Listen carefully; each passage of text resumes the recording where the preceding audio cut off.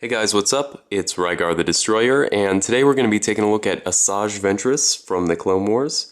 This figure is pretty cool, but before we take a closer look at it, let's go ahead and take a look at its packaging.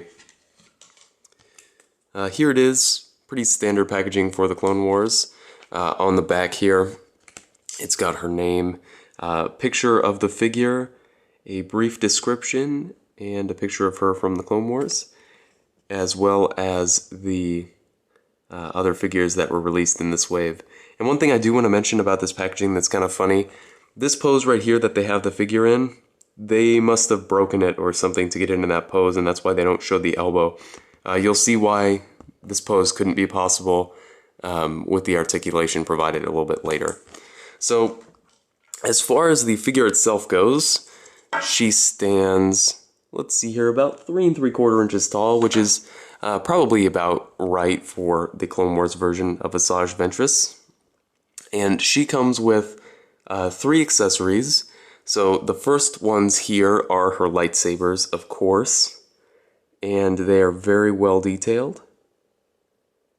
Very well done. And they do fit in her hands, which is nice. And as you'll notice, there's these 2 little hooks on the end there. You take them and you flip them around. You can hook the lightsaber together like she does in the Clone Wars, and you wouldn't even know that this is 2 pieces that were put together. It really does look great, and I'm so glad they included it as a feature. So really impressed with this accessory. And they also comes with a hologram of Count Dooku here. As you can see, he's got a very thin neck, so you're going to want to be careful with this one. And let's see here. Yeah, he is removable from the base. So again, a really cool accessory. Nice and translucent. This would fit in her hands. But as I'll show you with the articulation here, she doesn't have an elbow joint. So you'd have to pose her something like this to look at it. Which, as you can see on the back of the box here, she has to have her arm bent. I don't think there's any way she could, hold Count Dooku and look like that. I don't know.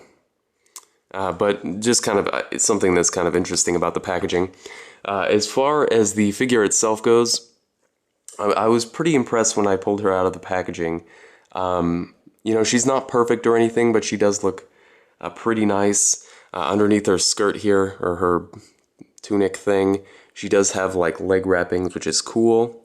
And for being how kind of skinny she is, they did a pretty good job with the articulation.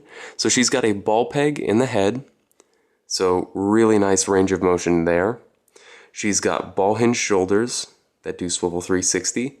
She's got a swivel here in the elbow, and that's it. So very limited arm articulation, but if you'll notice here, her arm is not much thicker than her lightsaber, so I think it would have been very difficult to actually articulate her arms. She does have a swivel at the waist, swivel hips, ball hinged knees, pull up the tunic here so you can actually see it, that do swivel, and ball hinged ankles. So pretty good range of motion. Aside from her arms, which I think were too skinny to articulate anyway. So a really good looking figure.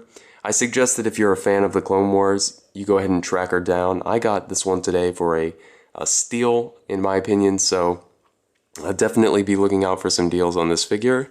And if you have any comments or questions, please leave them down in the comment section below. And I guess I'll see you later.